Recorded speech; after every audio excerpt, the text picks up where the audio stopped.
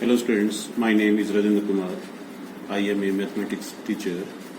Today in this video we solve the exercise 7.3 of chapter 7 triangles from NCERT books. Topic is congruence triangles. My previous video we used the criteria for triangles which is SAS, ASA, AAS, SSS and RHS. आज जो main topic है वो है SSS and RHS. SSS की full form क्या है? Side side side. किसी भी एक ट्राइंगल की तीनों साइड अगर दूसरी ट्राइंगल की तीनों कॉरस्पॉन्डिंग साइड्स के इक्वल होगा तो इसका मतलब दोनों ट्राइंगल क्या होंगी? कॉन्ग्रुएंट होंगी by the method of SSS. और RHS कहाँ यूज करेंगे? RHS की फुल फॉर्म क्या है? R का मतलब राइट एंगल, H का मतलब हाइपोटेन्यूज एंड वन साइड. ये जो है RHS प्रॉपर्टी ये हमेशा राइट एंगल ट्रायंगल में ही आप अप्लाई कर सकते हैं, तभी तो उसका नाम है RHS, राइट एंगल, हाइपोटेन्यूज और साइड. ठीक है, तो अब ये ट्रायंगल्स आपको कॉन्ग्रुएंट करनी है. क्वेश्चन एक्सरसाइज जो होगी वो मोस्टली SSS या RHS पर ही डिपेंड होगी, यानी कि कॉन्ग्रुएंस करने के लिए. अगर बीच में कोई दूसरा मेथड होगा तो वो हम दूसरा मेथड भी अप्लाई कर सकते हैं. आपको पता ही है ऑलरेडी कि एक ट्रायंगल में टोटल 6 पार्ट्स हैं, 3 साइड्स 3 एंगल्स. तो कॉन्ग्रुएंट करने के लिए जितने भी मेथड है उन सब में 3 पार्ट की जरूरत पड़ती है. बाकी जो 3 पार्ट हैं वो corresponding parts of congruent triangle यानी कि रिजल्ट की फॉर्म में आते हैं, जिसको हम क्या बोलते हैं? CP/CT. ठीक है, क्लियर हो गया? तो we can solve exercise 7.3 of question number first. 7.3 exercise का क्वेश्चन नंबर फर्स्ट में यहाँ पर सोल्व करूं. उसकी स्टेटमेंट क्या है? Triangle ABC and triangle DBC are two isosceles triangle on the same base BC and vertices A and D are on the same side of BC. If AD is extended to intersect BC at P, show that triangles congruent. यानी कि उसके 4 part हैं. तो पहले मैं आपको figure draw करके दिखा रहा हूं. 2 ट्राइंगल इसमें दे रखे हैं अपने को. दोनों ट्राइंगल क्या दे रखे हैं? Isosceles triangle. एक है ट्राइंगल ABC, दूसरी है ट्राइंगल DBC. ABC और ये होगी DBC. एक ये है जो AD को एक्सटेंड किया गया है, BC को कहां इंटरसेक्ट कर रहा है? वो P पॉइंट पर. तो यहाँ गिवन लिखे पहले मेन पॉइंट. देखो given is the important part. तो गिवन हमें जो स्टेटमेंट गिवन है उसमें से जो मेन पॉइंट है, जैसे इसमें 2 आइसोसेलेस ट्रायंगल हैं तो we can write AB equal to AC और दूसरी ट्रायंगल क्या है? BD इक्वल टू DC, यानी कि ट्रायंगल वो भी क्या है? आइसोसेलेस. ट्रायंगल ABC आइसोसेलेस जिसमें AB इक्वल टू AC लिख दिया मैंने. दूसरी ट्रायंगल है BDC जिसमें BD इक्वल टू DC. दोनों आइसोसेलेस ट्रायंगल गिवन है. क्लियर है पॉइंट? और हमें क्या दे रखा है इसमें? टू प्रूव क्या करना है? देखिए टू प्रूव में अपने को करना है 4 पार्ट दे रखे हैं इसमें टू प्रूव के, वो आपको प्रूव करने हैं. फर्स्ट पार्ट में यहां कर रहा हूं टू प्रूव. कौन से टू प्रूव? देखो बुक से मैं नोट कर देता हूं. Triangle ABD congruent triangle, ACD एक पार्ट है. दूसरा पार्ट क्या है इसमें? Triangle ABP congruent triangle, ACP. Third part क्या है? AP bisect angle A as well as angle D. यानी कि A और D का दोनों बाइसेक्टर प्रूव करने हैं. और फोर्थ पार्ट में AP is perpendicular bisector, AP is the perpendicular bisector of DC. ये इसका फोर्थ पार्ट आपको प्रूव करना है. तो हम 1 बाय 1 करते रहेंगे, उससे CP/CT में रिजल्ट आते जाएंगे. तो प्रूफ देखिए कैसे करेंगे इसको. First pair we can take triangle ABD and triangle ACD. कौन कौन सी ट्राइंगल मैंने देखो फिगर में? ABD ये ट्राइंगल लिए और ACD. इसमें देखो कौन कौन से पार्ट इक्वल है? AB equal to AC given, BD equal to DC given और AD कॉमन. अब ट्राइंगल क्या बन गई? Congruent. ABD congruent triangle ACD by SSS. Triple S का यूज किया देखो इसमें. अब AB इक्वल टू AC क्या था? गिवन पार्ट है, यानी कि ट्राइंगल आइसोसेलेस थी. ऐसे ही BDC भी ट्राइंगल आइसोसेलेस थी और AD कॉमन पार्ट है. तीसरा पार्ट आपको ध्यान रखना पड़ेगा खुद की कौन सा पार्ट इक्वल हो सकता है. तो इसमें क्या है हमारा? Common part. तो ट्राइंगल क्या हो गई? कॉन्ग्रुएंट. अब देखो इनका कॉन्ग्रुएंट होने पर CP/CT पार्ट बनेगा 1 2. मैं यहाँ एंगल नंबर लिख देता हूँ 5 6 7 8.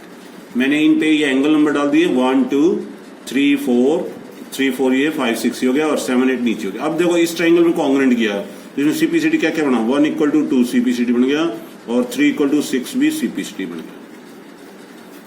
CP/CT की आपको फुल फॉर्म पता ही है, corresponding parts of congruent triangle. अब देखो इसमें तीनों साइड का यूज किया था, तो तीनों एंगल सीपीसीटी में आ सकते थे, तो मैंने यहाँ पर दो ही एंगल लिखे हैं जो सीपीसीटी में बन रहे हैं। अब देखिए यहाँ पर 3 और 4, एपी एक स्ट्रेट लाइन है, तो इसमें लीनियर पेयर बन गया। ऐसे इधर से भी क्या बनेगा, ये linear pair. So but angle 3 + 4 = 180, linear pair. क्या बन गया ये, लीनियर पेयर। सिमिलरली दूसरा पेयर भी होगा, 5 + 6 = 180, ये भी लीनियर पेयर हो गया। अब इन दोनों को कंपेयर करो बाय कंपेयरिंग। अब देखो दोनों के राइट हैंड सेम है, 180 180, तो लेफ्ट हैंड भी क्या होंगे, सेम हो जाएंगे। तो मैं इसको यहां लिख रहा हूं ऊपर लेफ्ट हैंड साइड में, एंगल 3 + 4 = एंगल 5 + एंगल 6। ठीक है, दोनों के 180 180 दोनों इक्वल हो गया। अब इसमें दोनों इक्वल कौन कौन से हैं, देखो 1 3 और 6 दोनों इक्वल है, काट दीजिए। कैसे इक्वल हुए, ड्यू टू सीपीसीटी के कारण। 3 = 6 है, सो आंसर क्या है अभी हमें, 4 = 5 आ गया। अब देखिए इसका हम यूज करेंगे, कैसे यूज हुआ ये बाइसेक्टर प्रूव हो गया और ऊपरी bisector. So AP is bisector of angle A and angle D, ये इसका तीसरा पार्ट आ गया हमारे पास। ठीक है, कैसे कैसे ध्यान रखो, एंगल 1 2 के कारण तो एंगल ए का बाइसेक्टर प्रूव हो गया, और 4 और 5 के कारण एंगल डी का बाइसेक्टर हो गया। इसको हम दूसरे वे से भी निकाल सकते थे, मुझे ये इजी लगा तो मैंने इसको सोल्व किया। अब इसका मैं सेकंड पार्ट कर रहा हूं। नाउ ट्राइंगल, कौन कौन सी ट्राइंगल ले रहा हूं मैं, in triangle A B P and triangle A C P. कौन कौन सी ट्राइंगल है, A B P and A C P triangle. देखो इसमें कौन कौन से पार्ट इक्वल है, A B = A C given हो गया, और एंगल 1 = 2 अभी प्रूव किया, ये प्रूव्ड अबव, यानी जो पहले पार्ट का सीपीसीटी था वो यहाँ यूज कर लिया मैंने। और इसका तीसरा पार्ट क्या बन गया, AP AP common, AP AP common, तो ट्राइंगल क्या बन गई, congruent. A B P congruent triangle A C P. अब इसमें कौन सा मेथड यूज हुआ, एस से एस, दोनों साइड के बीच का एंगल हो गया। अब इसमें सीपीसीटी क्या बनेगा, ध्यान से देखो, सीपीसीटी बीपी = पीसी, सीपीसीटी पहला बाइसेक्टर प्रूव हो गया, पी मिड पॉइंट हो गया। दूसरा और क्या हुआ, एंगल 7 = 80, ये भी सीपीसीटी में आ गया। अब देखो 7 और 8 फिर लीनियर पेयर बन रहा है। 7 और 8 देखो फिगर में, ये मैं दिखा रहा हूं यहाँ पे, 7 + 8 इनका भी सम क्या बन रहा है, 180, but 7 + 8 = 180 due to linear pair. So angle 7 + angle 7 = 180, twice angle 7 = 180। तो एंगल 7 कितने डिग्री का आया, 90 का। तो इससे क्या प्रूव हुआ, एंगल 7 90 का हो गया, और बीपी = पीसी हो गया। तो इसका मतलब क्या हुआ, AP is perpendicular bisector of BC, ये आंसर हो गया। कॉन्ग्रुएंट तो हो ही गई थी, उसके बाद ये रिजल्ट आ गया। ये थोड़ा क्वेश्चन लेंथी भी था क्योंकि इसके 4 पार्ट थे, तो एक एक करके हमने इसको सोल्व किया। ठीक है, now next question number second की स्टेटमेंट देखो क्या क्या स्टेटमेंट इसकी, AD is altitude of isosceles triangle. अब इसमें आइसोसेलेस ट्रायंगल गिवन हमें, आइसोसेलेस ट्रायंगल देखो आपको सबको पता है क्या होती है, दो साइड इक्वल होती हैं। तो गिवन क्या है इसमें, isosceles triangle A B = A C, A B = A C. और क्या दे रखा है हमें, AP is perpendicular, AD is altitude, क्या दे रखा है, एडी इज एल्टीट्यूड, एल्टीट्यूड का 90 degree angle, AD altitude on BC. ठीक है, टू प्रूव, क्या प्रूव पूछा हमसे इसने, एडी क्या है, bisect BC, AD bisect BC, यानी कि इसका डी मिड पॉइंट प्रूव करना है, यानी कि वो बीडी = डीसी। सेकंड पार्ट क्या है, एडी बाइसेक्ट एंगल ए, यानी कि एंगल 1 = 2। मैं इसको हिंट दे रहा हूं यहाँ पे, 1 = 2। ठीक है, ये दो पार्ट आपको प्रूव करने हैं, प्रूफ देखिए। अब ये देखो दो ट्रायंगल दिखाई दे रही है स्मॉल, इन दोनों ट्रायंगल को कॉन्ग्रुएंट करो, A B D and triangle A C D. अब आपको ये कैसे पता लगा इन दोनों को बाइसेक्ट कॉन्ग्रुएंट करना है, क्योंकि ये दोनों पार्ट है ट्रायंगल के अलग, B D D C, B D C triangle, C D C triangle, तो इनको कॉन्ग्रुएंट करो। देखो ए बी = ए सी हो गया, ठीक है, और ए डी कॉमन हो गए, ए डी कॉमन, ये हो गया A B = A C given, और angle 90 degree, A D B = angle A D C 90 degree, ये गिवन है, एल्टीट्यूड गिवन है ना। तो ट्रायंगल क्या हो गई, congruent, A C D by R H S. अब देखो इसमें आर एच एस प्रॉपर्टी लग गई, क्योंकि राइट एंगल उसके सामने हाइपोटेन्यूज हो गया, ये भी हाइपोटेन्यूज, और वन साइड हो गई, बीच का एंगल हो ही गया 90 डिग्री में। तो ट्रायंगल क्या होगी कॉन्ग्रुएंट। इससे सीपीसीटी क्या बना B D equal to D C, CPCT इससे क्या प्रूव हुआ A D bisect B C, एक पार्ट हो गया। अब सिमिलरली एंगल 1 इक्वल टू 2 ये भी सीपीसीटी का पार्ट है, तो इससे क्या रिजल्ट आया ए D bisect angle A answer. तो ये दोनों रिजल्ट्स आपके आ गए ड्यू टू ट्रायंगल कॉन्ग्रुएंट करने से। क्लियर है फ्रेंड, सिंपल क्वेश्चन है, ज्यादा टिपिकल नहीं है ये क्वेश्चन। यहाँ पर आंसर अपने को क्वेश्चन नंबर क्या करें हम, मैं यहाँ पर 4th पहले कर रहा हूँ, थोड़ा स्पेस कम है तो 4th पहले, इजी भी है, 3rd में अगले पेज पर कर दूंगा।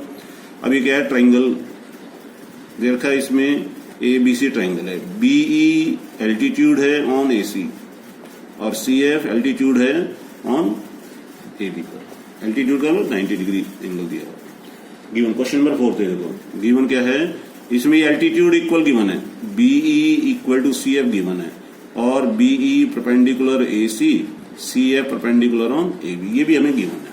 टू प्रूव करना है, क्या प्रूव करना देखो क्वेश्चन नंबर 4 में आइसोसेलेस ट्रायंगल मतलब A B equal to A C, proof. अब देखो इसमें अपने को आरएचएस प्रॉपर्टी ही अप्लाई करनी, तो नीचे वाली ट्रायंगल लेंगे अपन, triangle B C E and triangle C B F, इनको कॉन्ग्रुएंट करना है। कौन कौन से पार्ट इक्वल है, देखो B C equal to B C common हो गया, BE equal to C F given और ये 90 डिग्री एंगल है, angle E equal to angle F 90 degree, तो ट्रायंगल क्या हो गया congruent, B C E congruent triangle C B F by are H S.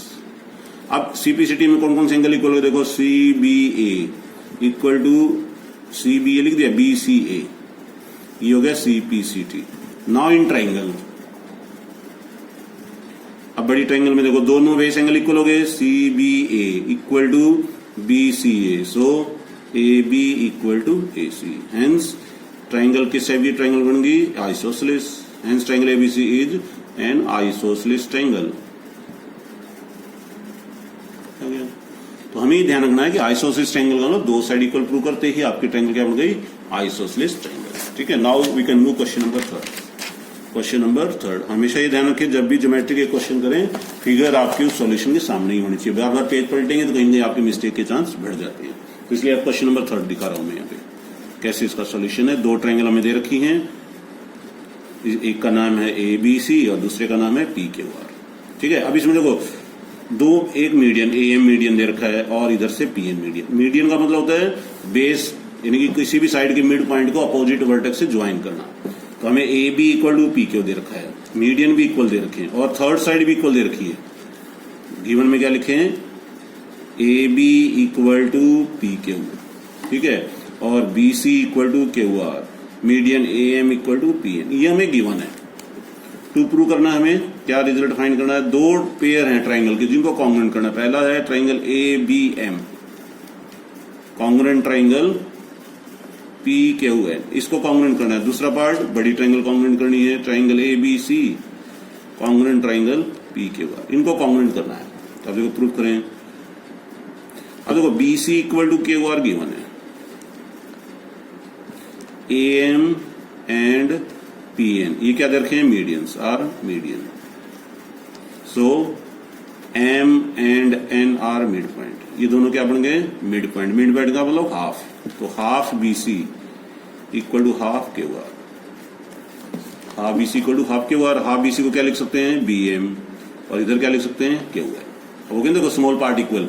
अब आप स्मॉल ट्राइंगल ले लो, A B M and triangle P Q है, अब इनको कॉन्ग्रुएंट कर दो। A B equal to P Q given हो गया, A M equal to P N भी गिवन है और ये प्रूव किया आपने, B M equal to Q है। ये दोनों हो गए गिवन और ये प्रूव किया भी, प्रूव्ड अबव। तो ट्राइंगल क्या हो गई congruent, A B M congruent triangle P Q N, किस मेथड से एस एस एस। अब देखो इसका सीपीसीटी बनेगा, एंगल कौन सा इक्वल हो गया, angle B equal to angle Q, ये हो गया सीपीसीटी।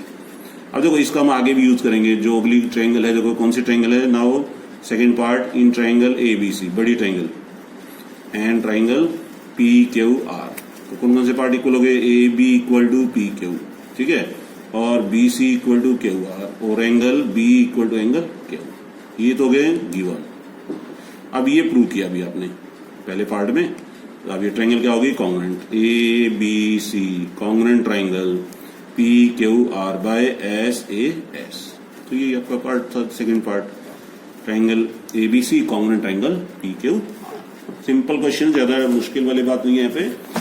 चलो next, fifth question, last question है इस एक्सरसाइज का। अब ये क्वेश्चन सेकंड जैसा ही है, ट्रायंगल एबीसी दे रखी है हमें, और वो भी क्या दे रखी है, isosceles triangle A B C. Given क्या है, A B equal to A C, और ये इसका एल्टीट्यूड दे रखा है, draw A P perpendicular on B C, A P perpendicular on B C. To prove करना है। अब देखो, आपको पता है ये आइसोसेलेस ट्रायंगल है, जो दो साइड इक्वल होते हैं उनके अपोजिट एंगल भी क्या होते हैं, इक्वल। तो हमें प्रूव करना है यहाँ पे।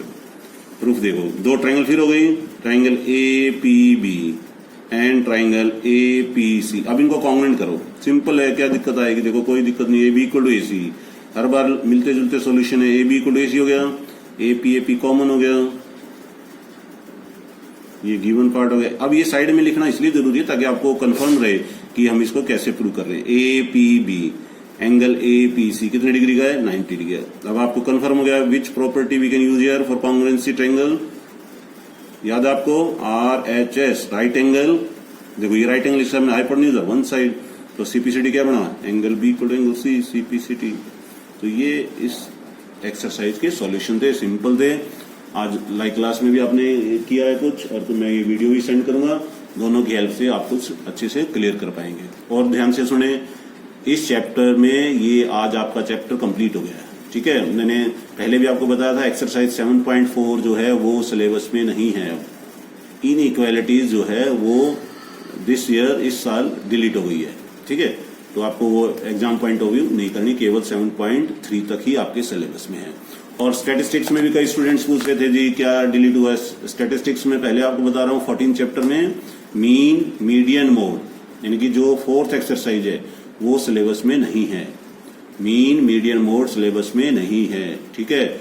और बार ग्राफ सिलेबस में है, हिस्टोग्राम भी, उसमें भी कई जगह दिया हुआ है कि हिस्टोग्राम सिलेबस में नहीं है, और आगे फ्रीक्वेंसी कर्व है वो भी सिलेबस में नहीं है, सीए कर्व।